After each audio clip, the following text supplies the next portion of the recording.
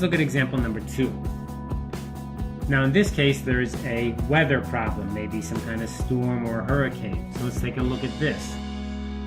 We have been informed by the port authorities that our shipment, your order of 5,000 playing boards, will be delayed by 2 weeks.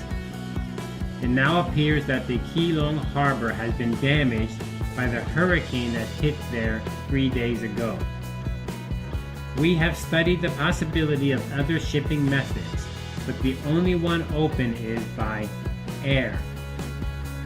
If you would like us to do so, we could change the shipping to air, cargo, but we would have to increase the price appropriately.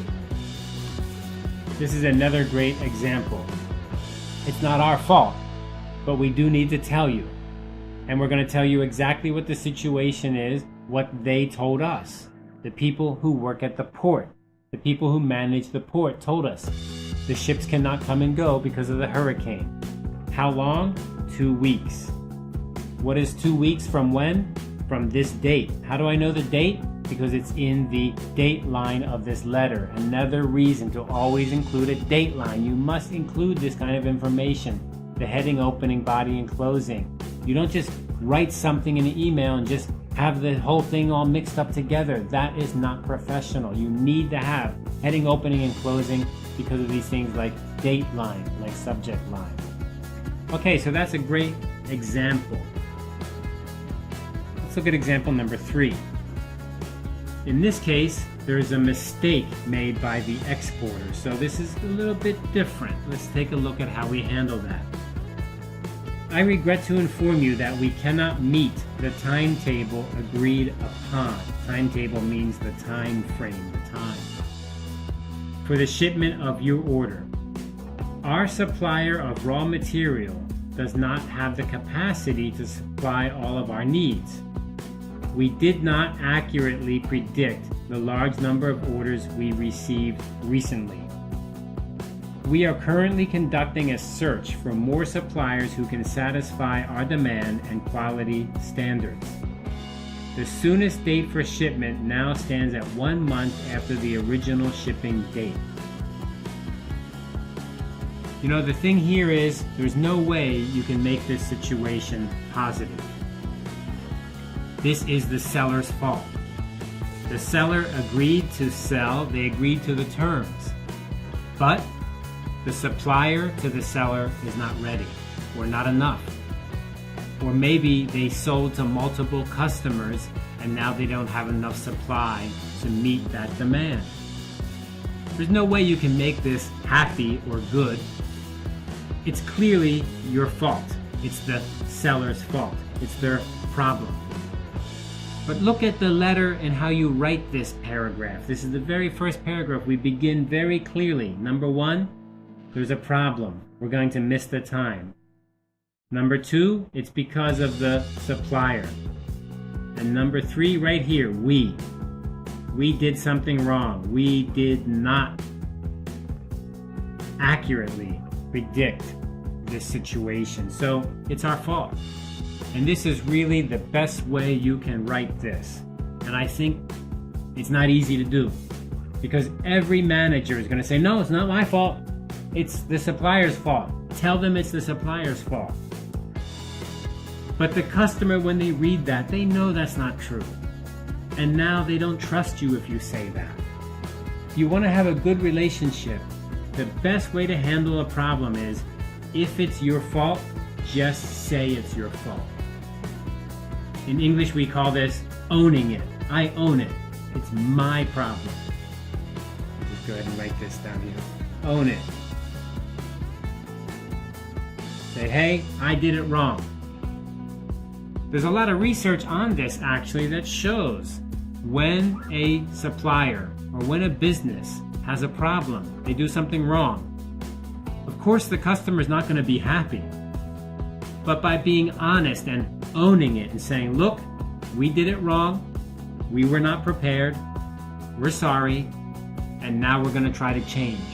When that happens, it actually makes the relationship with the seller better. Customers begin to trust the seller more even more than if nothing went wrong.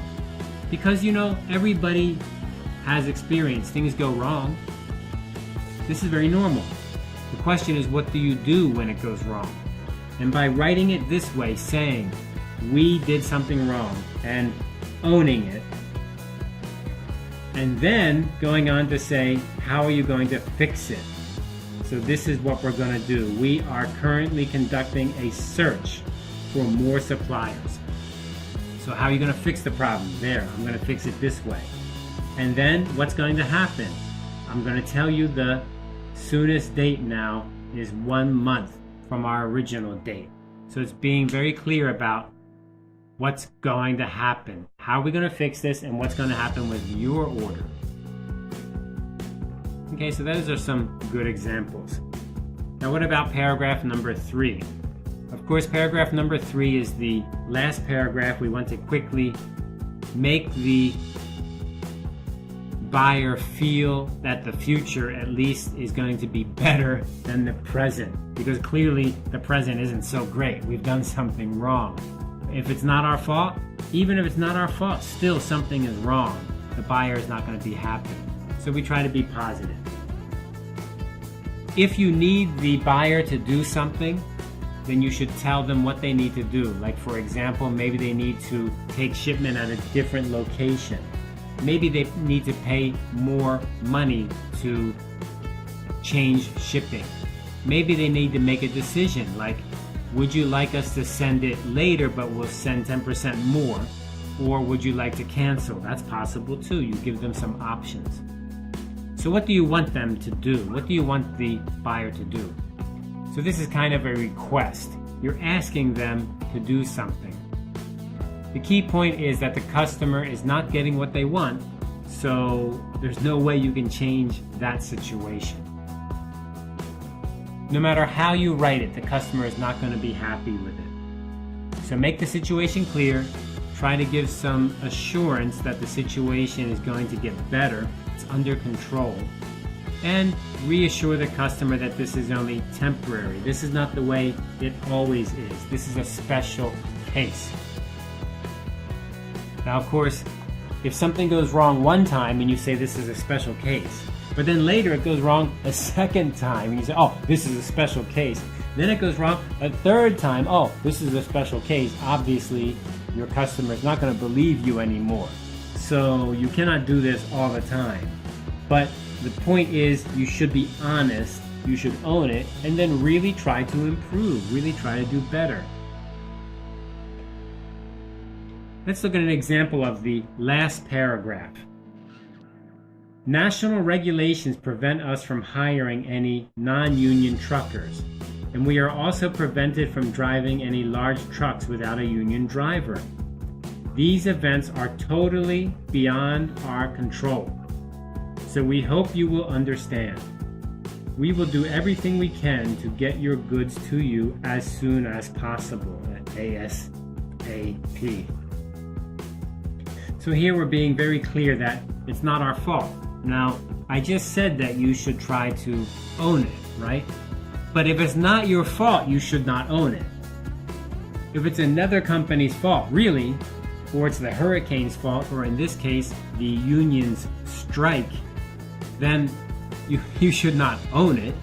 You say, we've done everything we should do, and now we're going to try to do extra. We're going to try to do more, and that's what they're saying here. We're going to do more to get the products to you ASAP, but this is not our fault. Okay, let's look at example number 2. Please understand that this event is totally beyond our control.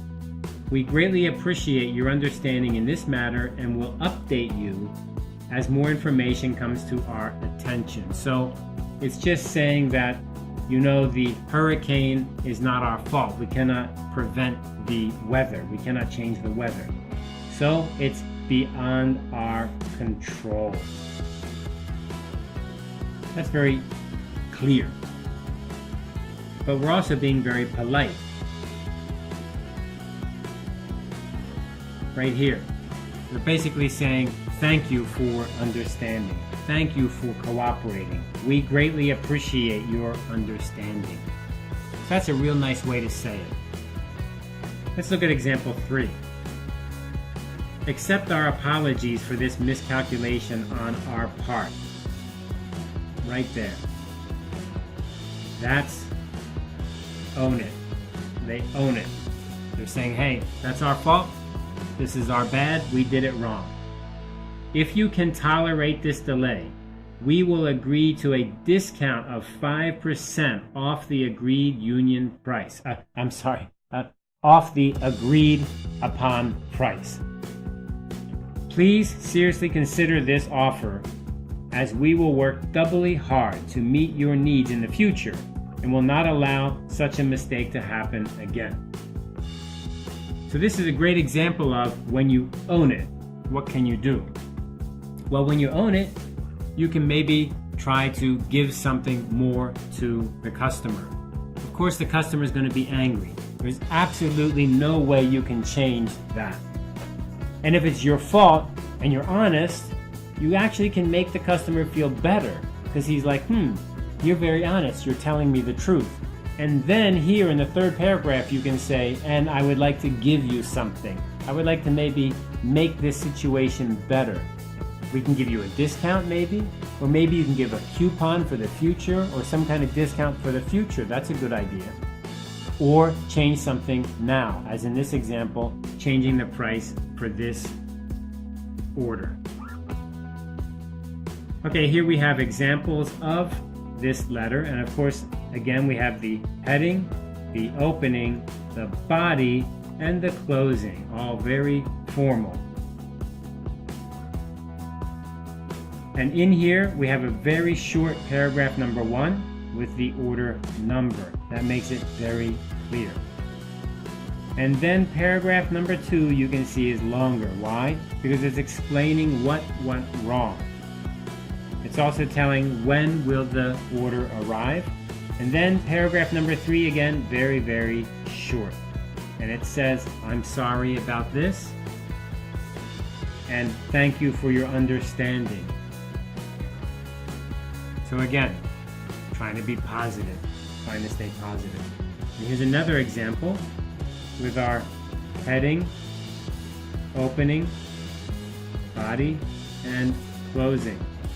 And again, we can see paragraph 1, paragraph 2, paragraph 3. 3 is very short, 1 is very short, 2 is longer. Right up here in number 1, we have the order number, very clear. And then inside paragraph number 2, we explain the situation and what's going to happen. When can they get their order? Next month. And then in paragraph number 3, we just try to be positive, and again we can apologize, but keep it simple. I hope you can understand my situation. I hope you can understand this is beyond our control. Okay, so that completes the whole trade process. Usually you have an order and that's it. Things go smoothly. But sometimes things are beyond your control, or sometimes your company makes a mistake, and then I hope you can own it. Good luck solving your problems.